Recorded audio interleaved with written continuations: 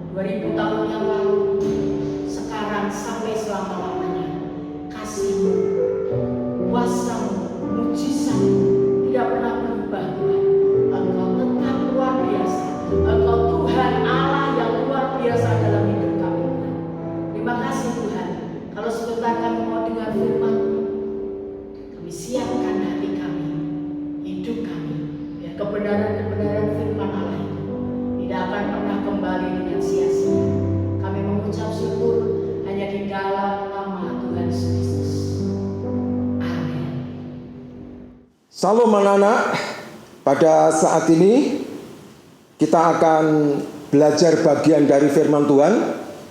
Sebelumnya mari kita berdoa terlebih dahulu. Bapa, kami bersyukur kepadamu buat kasih, anugerah, kemurahan yang sudah Engkau berikan dan kami rasakan dalam kehidupan ini. Biar Engkau terus berbicara kepada kami melalui kebenaran firman ini. Tuhan Roh Kudus akan berbicara kepada kami dengan hikmat pengertian pewahyuan, supaya kami semua dan anak-anak yang mendengarkan akan bisa menangkap dan menjadi perubahan dalam kehidupan mereka. Di dalam nama Tuhan Yesus kami sudah berdoa. Amin, amin, amin, amin. Anak-anak, pada saat ini kita akan belajar bagian firman Tuhan. Pak Musa akan menyampaikan atau membaca ayat kebenaran firman Tuhan ini. Jadi karena dalam Kristus ada nasihat, ada penghiburan, kasih, ada persekutuan roh, ada kasih mesra dan belas kasihan. Karena itu sempurnakanlah sukacitaku dengan ini.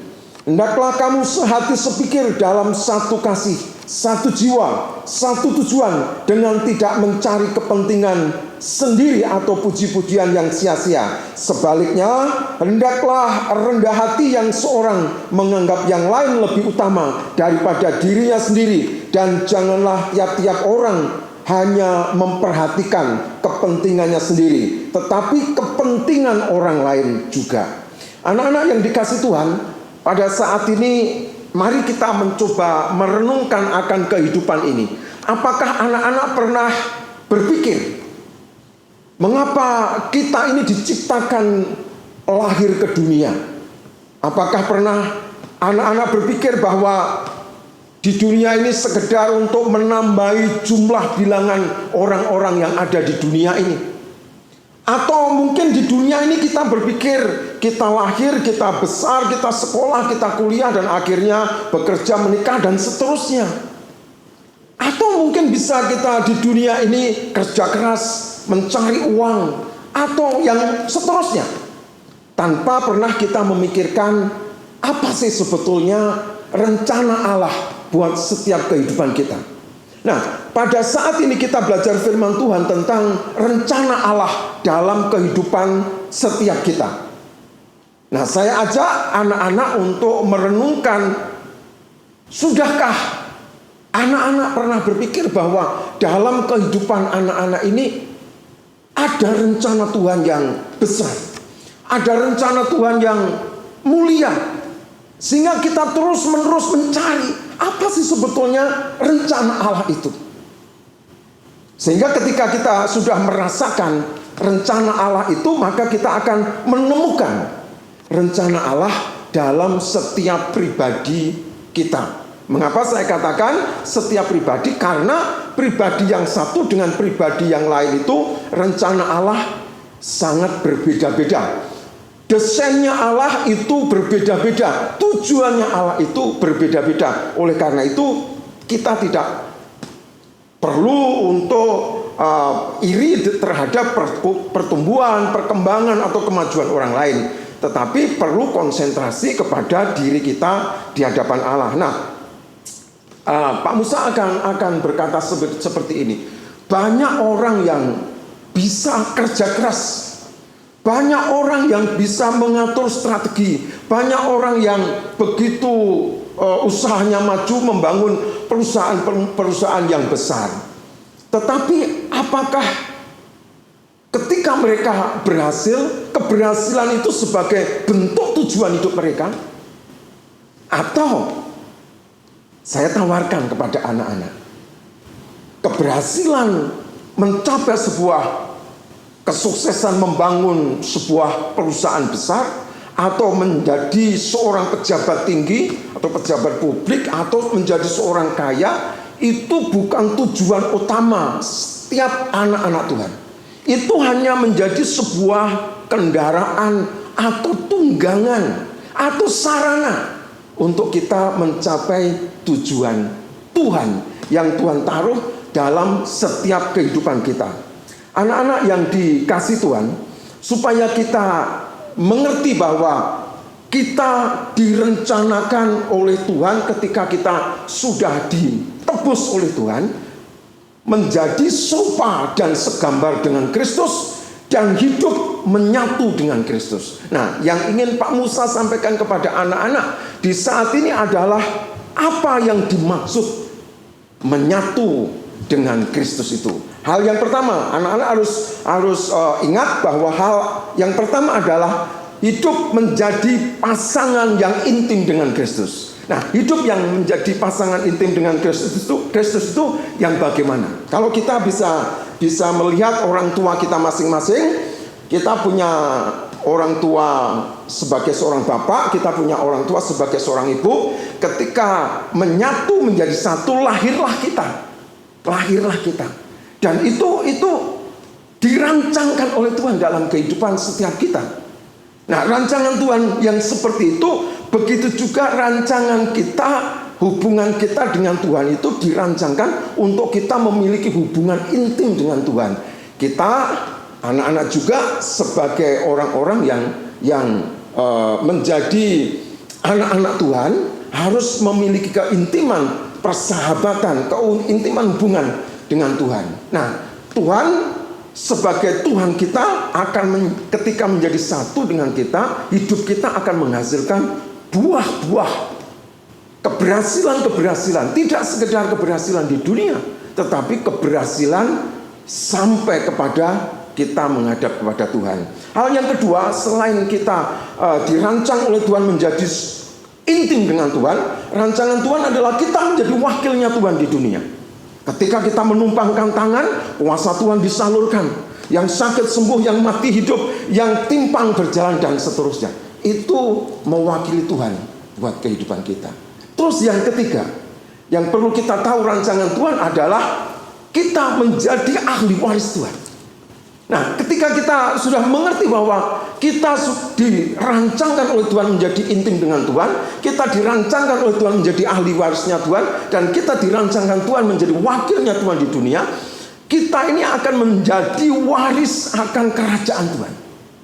Nah, bagaimana anak-anak Tuhan siap atau tidak menjadi pewaris akan kerajaan Tuhan? Nah, seringkali anak-anak Tuhan error hidupnya, rusak hidupnya dengan berbagai macam dosa dilakukan, sehingga rancangan Tuhan itu gagal.